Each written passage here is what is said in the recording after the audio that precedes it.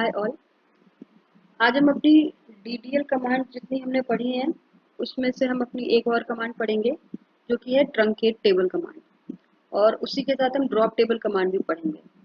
तो दोनों के बीच में क्या डिफरेंस होता है ये भी देखेंगे और ट्रंकेट कैसे काम करता है ये भी देखेंगे। तो मैंने पहले से एक टेबल क्रिएट करके रखी है।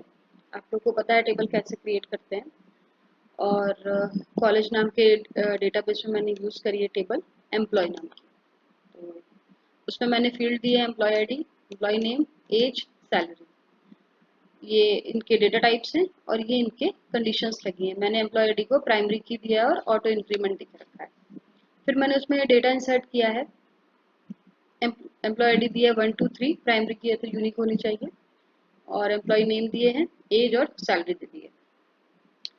अब देखिए ड्रॉप टेबल, और हमने पढ़ा था जब हम डेटाबेस को ड्रॉप करते हैं तो हम ड्रॉप डेटाबेस लिखते हैं, वैसे ही हम जब टेबल को ड्रॉप करते हैं तो ड्रॉप टेबल लिखते हैं और टेबल का नाम लिखते हैं। सेम काम मेरा ट्रंकेट भी करता है, लेकिन ट्रंकेट क्या करता है, ट्रंकेट कमांड जो है वो मेरा टेबल का डेटा डिलीट करता है। टेबल स्ट्रक्चर डिलीट नहीं करता, टेबल का डेटा डिलीट करता है, और टेबल के डेटा के लिए जो स्पेस ऑक्यूपाइड है डेटाबेस में वो डिलीट कर देता है। तो कैसे काम करता है हम देखते हैं। पहले कमांड देखते हैं क्या होती है, फिर हम देखते हैं। तो इसकी कमांड होती है ट्रंकेट टेबल, टेबल का नाम एम्प्लॉय, ये कमांड हो गई। मैंने एंटर किया, क्वेरी होके 0 रोज अफेक्टेड। ठीक है, ये एक ये एक ध्यान देने वाली बात है। आप देखिएगा 0 रोज अफेक्टेड मतलब इसने 3 रो डिलीट करी, लेकिन वो काउंट नहीं बता रहा है कितनी रो अफेक्टेड है। ये एक एम्बिग्यूटी टाइप है। और सिमिलर मेरे पास क्वेरी होती है जो ये सेम काम करती है, डिलीट क्वेरी। वो DML में आती है, वो DDL में नहीं आती है। दोनों में डिफरेंस होता है।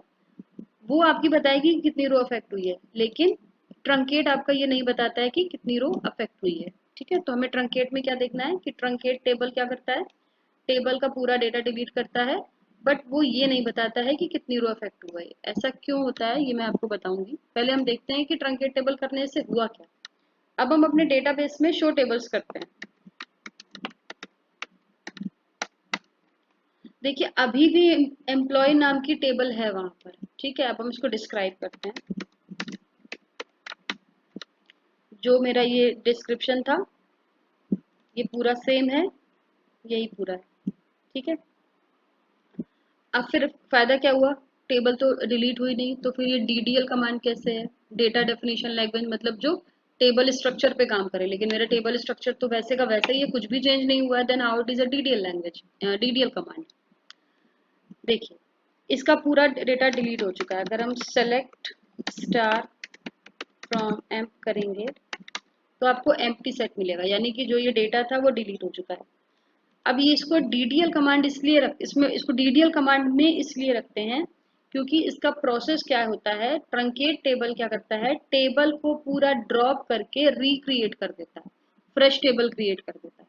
यानी कि टेबल ड्रॉप हो गई और जो टेबल की डेफिनेशन थी उससे उसने टेबल को रिक्रिएट कर दिया। तो टेबल के लिए जो ऑक्यूपाइड स्पेस था वो पूरा चला गया और नई टेबल बनी। ये जो आपकी टेबल बनी है it is as good as new table.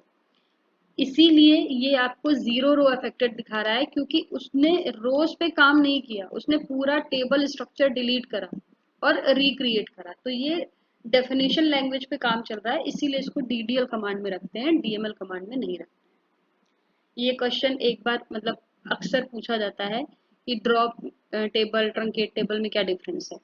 चलिए वो तो बहुत सिंपल हो गया कि ड्रॉप टेबल आपका पूरा स्ट्रक्चर ही हटा देता है। मैं आपको ड्रॉप टेबल करके दिखाती हूँ। अब आपकी टेबल एम्प्टी है लेकिन टेबल स्ट्रक्चर है। मैं ड्रॉप टेबल करूंगी, टेबल एम, तो ये पूरी पूरी टेबल डिलीट करिए। अब मैं शो टेबल्स करती हूँ, एम्प्टी सेट। अब मेरे डेटाबेस में कोई टेबल नहीं है, पहले मेरे पास एम्प आ रहा था। तो ड्रॉप क्या करता है, पूरे टेबल स्ट्रक्चर को डिलीट कर देता है। ठीक है, ट्रंकेट क्या करता है, पूरे टेबल स्ट्रक्चर को डिलीट करता है और रिक्रिएट कर देता है। उसमें भी 0 अफेक्टेड होती है। लेकिन डिलीट कमांड भी आपका ट्रंकेट की तरह काम करता है, लेकिन वो टेबल स्ट्रक्चर डिलीट नहीं करता। वो हम जब DML कमांड्स पढ़ेंगे तब हम डिलीट कमांड पढ़ेंगे, और उस टाइम हम डिलीट और ट्रंकेट में डिफरेंस पढ़ लेंगे। अभी बताने के लिए आपको ये है कि ट्रंकेट कमांड क्या क्या करता है। ट्रंकेट कमांड टेबल को ड्रॉप करके रिक्रिएट करता है और पूरा डेटा डिलीट कर देता है। ये जितना डेटा था टेबल में ये पूरा इसने डिलीट कर दिया। दूसरी बात, जो भी आपने ऑटो इंक्रीमेंट लगा रखा है, ठीक है, आपने ऑटो इंक्रीमेंट लगा रखा है और उसकी वैल्यू 1 2 3 तक आ गई है, ट्रंकेट लगाते ही आपका ऑटो इंक्रीमेंट तो है लेकिन वो रीसेट टू स्टार्टिंग वैल्यू हो जाता है। यानी कि अब जब आप डेटा एंटर करोगे तो ऑटो इंक्रीमेंट 1 से लगेगा, वो 4 से नहीं लगेगा। ठीक है, ये एक डिफरेंस हो जाता है। बाकी इसके जो मेन डिफरेंस है जब हम डिलीट कमांड पढ़ेंगे तब हम वहां पर पढ़ेंगे। तो फिलहाल हमने दो डीडीएल कमांड पढ़ी, ड्रॉप टेबल और ट्रंकेट टेबल। ड्रॉप टेबल पूरा टेबल स्ट्रक्चर डिलीट कर देता है, ट्रंकेट टेबल टेबल स्ट्रक्चर को ड्रॉप करके रिक्रिएट करता है, बट टेबल के लिए जो ऑक्यूपाइड स्पेस था प्रीवियसली वो पूरा डिलीट कर देता है। तो ये मेरे दोनों डिफरेंस हो गए। अब हम हमारे डीडीएल कमांड में चारों कमांड्स पूरी हो गई हैं। क्रिएट कमांड पूरी हो गई है, ऑल्टर हो गई है, ट्रंकेट हो गई है और ड्रॉप हो गई है। अब हम नेक्स्ट वीडियो से पढ़ेंगे अपनी सेलेक्ट क्वेरी। सबसे पहले हम सेलेक्ट क्वेरी पढ़ेंगे, उसके बाद हम आगे कोई और पढ़ेंगे, क्योंकि बाकी जितने भी हमारे क्वेरीज यूज होनी है या जो भी कमांड्स लगनी है वो सारी सेलेक्ट के उस बिना नहीं हो पाएगी। तो पहले हम सेलेक्ट कमांड पढ़ेंगे। आप इसकी प्रैक्टिस करिएगा। आप लोग इसकी प्रैक्टिस करिएगा। कोई डाउट हो तो कमेंट में डालिएगा। Thank you, bye bye.